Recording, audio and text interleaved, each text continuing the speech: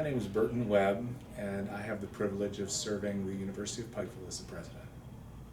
And you've been the university president for how long now? I am just about to complete 4 years here. Wow. And I bet that time has come probably some days long and some days very, very quick. You know, most days they fly by. I'm usually in the office a little bit after 7 in the morning, and most days I don't go home until around 6. And that's just long enough to eat, and then 3 or 4 days of the week we have some kind of function that runs until 9 or 10 o'clock at night. So, you know, it's a busy lifestyle. Busyness, it can be good and bad, but my wife and I are at a point in our lives where we don't have kids at home anymore. So we've made the commitment that the University of Pikeville is our family, and that's who we're here to serve, and so we'll do what it takes to get that done. As a kid, did you walk around introducing yourself as a hopeful university president, or as a kid, what was the dream? The dream was not to be a university president as a kid. I'm not sure that I even really knew what a university president was. I grew up on a fairly small farm, more of a hobby farm really, in central Michigan, about 14 acres. My dad had 10 tillable acres, most of the time in either corn or soybeans, and we had an acre or two that was a garden. And since he was a teacher and my mom raised us for the first several years, that garden really fed us, between that and the chickens and pigs that we had growing up. So I never really thought about being a university professor. And yet we knew that college wasn't an option, it was a requirement. All 4 of us went to college, 3 of us graduated, and 3 of us have advanced degrees from college. My sister, who did not graduate, has since finished several other certifications and is doing quite well, but she took a different path.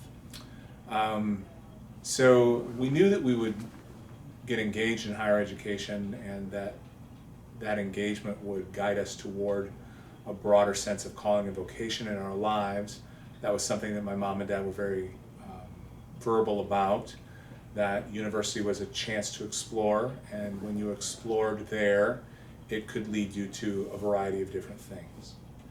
And so when I was a child, you know, it was that sense that someday I would go off to college and figure out what I really wanted to do with my life. Now, I think when I headed off to college, I had some inkling that I wanted to be pre-med something. I didn't really know what a doctor did. I didn't really know what a nurse did. Just some inkling that that might be the direction that I wanted to head. So I majored in the sciences. Actually majored in nursing for the first year, and it didn't fit well with what I wanted to do. But I changed to the sciences, thought about optometry for a little while, and then had the great fortune to take a class from Rick Colling, a longtime professor at Olivet where I was attending. And Rick was an immunologist by training, and this was in 1985. At the time, HIV had just been described. We were in the middle of the AIDS crisis, and immunology as a discipline was absolutely exploding.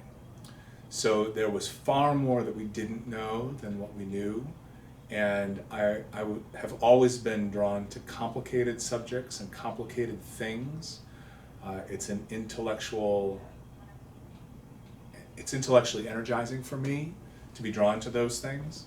And so a lot of people had a hard time with that. I just fell in love with it and decided that that's what I wanted to pursue, and then ultimately did. Along the way, I learned what a college professor was, and that while I didn't want to teach in a middle school, teaching college students was actually a lot of fun.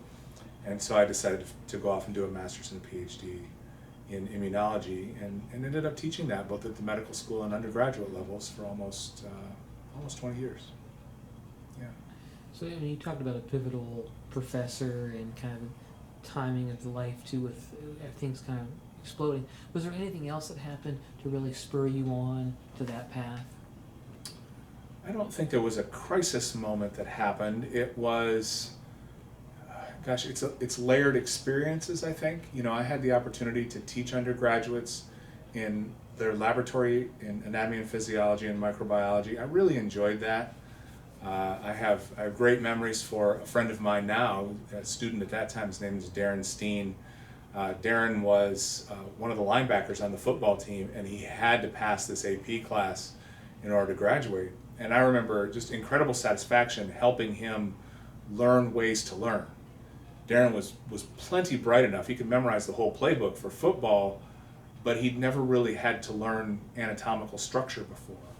And helping him walk through methods and systems to begin to learn all those things, and helping him as he made his way through the course and ultimately passed the course and graduated and is now doing great things, was very rewarding. So that's one layered experience. I think being involved in research as an undergraduate would be another one. I discovered that I enjoyed that, that teaching and research could mesh together well, and that those things could both provide for a family and also satisfy that intellectual curiosity that I had even from a young age. So I think those things layer together and lead you toward a career in the sciences, and then the discipline you choose. And I chose a discipline that we didn't know a lot about yet.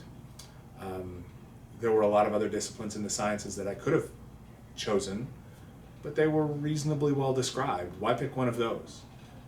Pick the Wild West and go figure out what it is you want to study. And that's what I did. Mm.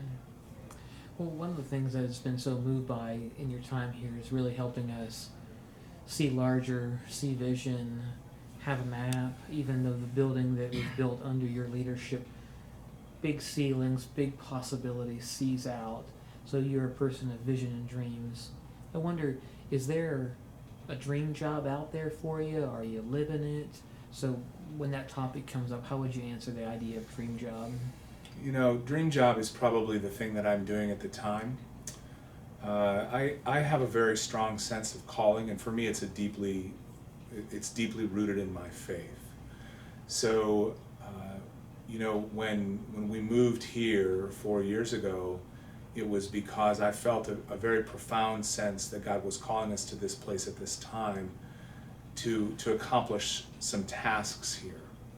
I'd say we're in the middle of that right now, and I have no idea how long that call will remain in my life.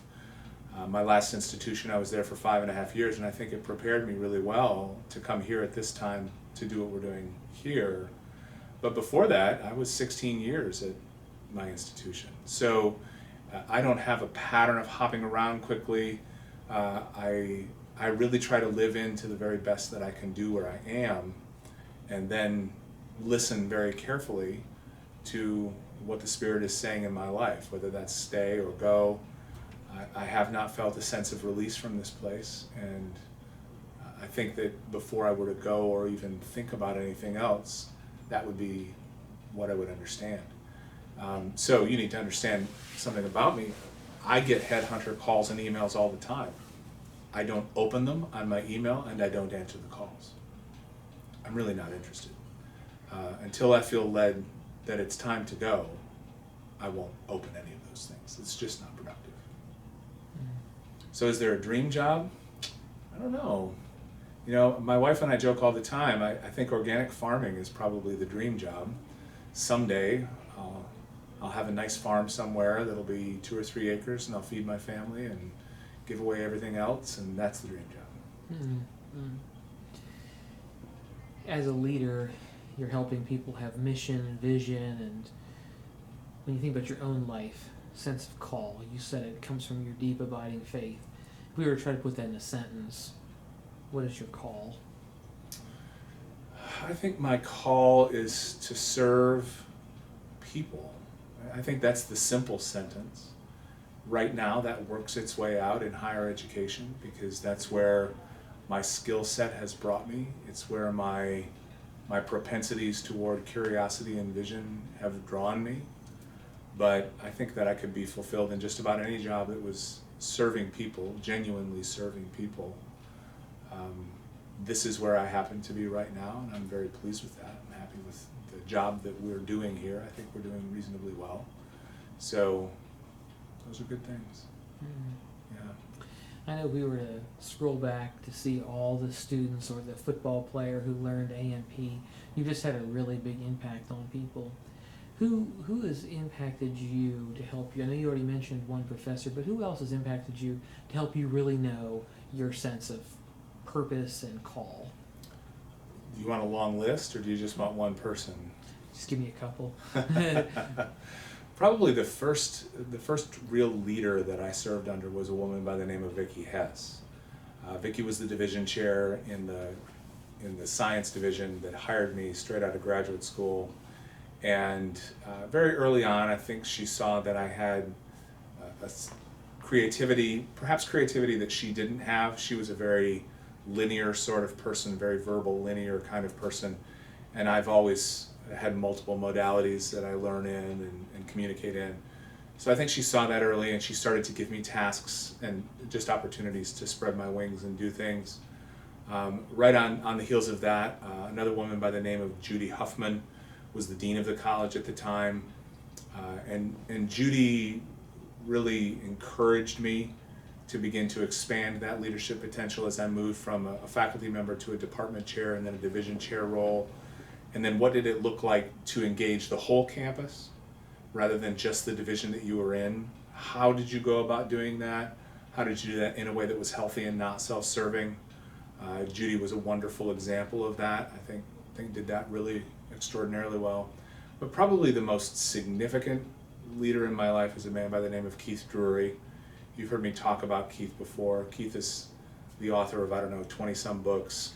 A wonderful, deep thinker, and yet just a humble, genuine, honest human being. And Keith and I had the great opportunity to backpack together. We've probably hiked over 10,000 miles together. And we were both faculty members, so we had our summers that we could go and do these crazy things. And we've ridden, probably 3,000 or 4,000 miles together on bikes.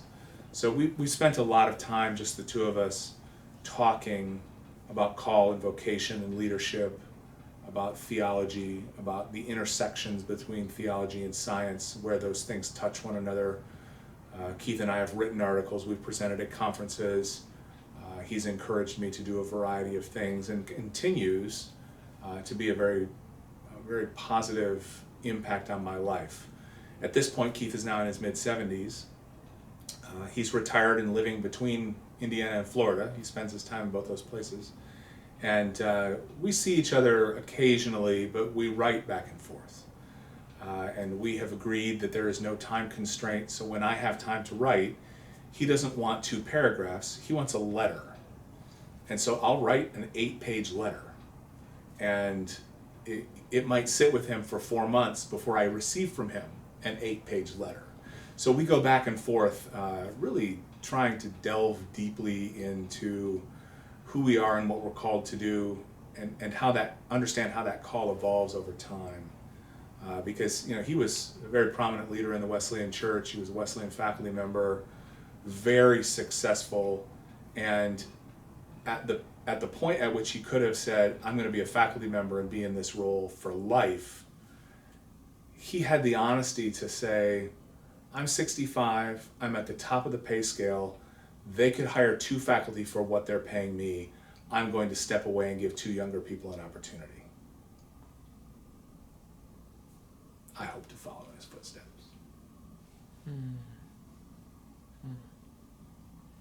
It's a powerful witness there. It is.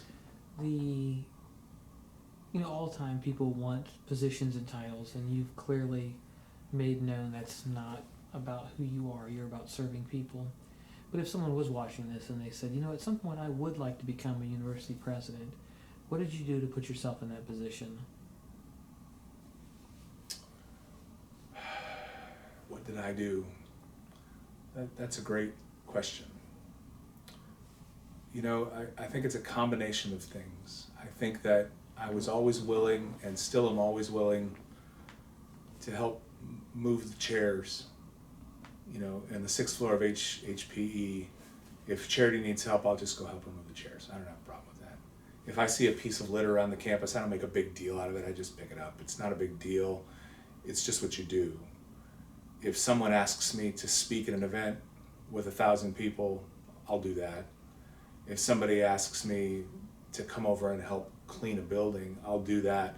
I think it's that combination of being willing to do what you're asked without expecting anything in return, and as you are engaged in those things, get really good at listening well, get really good at taking what you've heard and using it for the betterment of others, and then try to figure out a path that allows you to increase that level of service.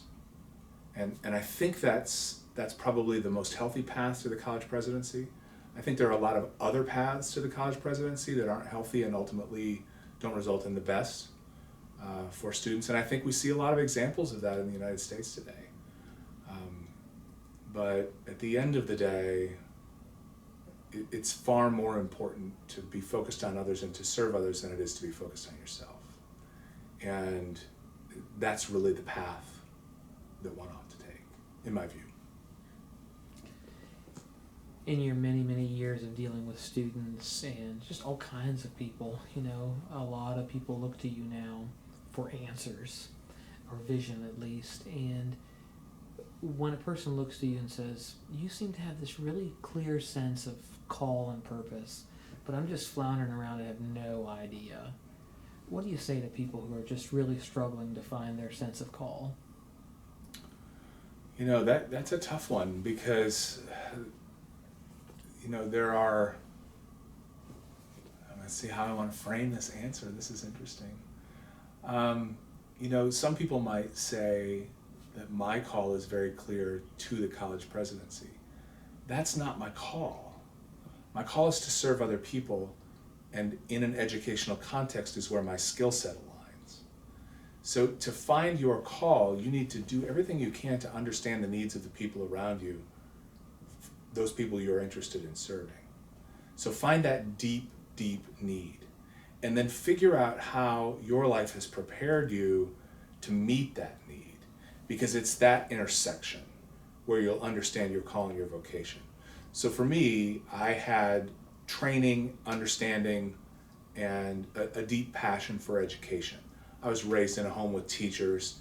One of my grandparents was a teacher. I get that deep sense of calling toward helping other people to learn, because I think that the only way society continues to improve is if we have this ongoing passionate love affair with learning. So moving in that direction is the trajectory of my personal interest. And I see all of the people around us who really have a deep need to learn. Some of them have a deep desire to learn. That's not universal, but some of them do. So how does the intersection of those two things work its way out in a profession? And that's where I've landed, and how I've been able to focus on what role it is that I play in this process. I'm not naive, Rob. I don't think that I'll always be a college president. College president is not my identity. I mean, not even a little bit. When I introduce myself in settings where I don't know anybody, I don't say, oh yeah, I'm the president of the University of Pikeville. My name's Burton Webb. I work at the University of Pikeville. They ask, what do you do? I'm involved in administration there. Well, what role do you have? Well, I work with the faculty and staff to try to make sure the students get what their needs met. I hedge around it, and it's not because I'm embarrassed about it. I'm not. It's just that the second you have a label attached to you, it changes the dynamic of the conversation. And so I work really hard in those conversations to shift the focus back to them, because I'm far more interested in what someone else has to say and trying to understand their needs and figure out how a person in my job can meet those needs.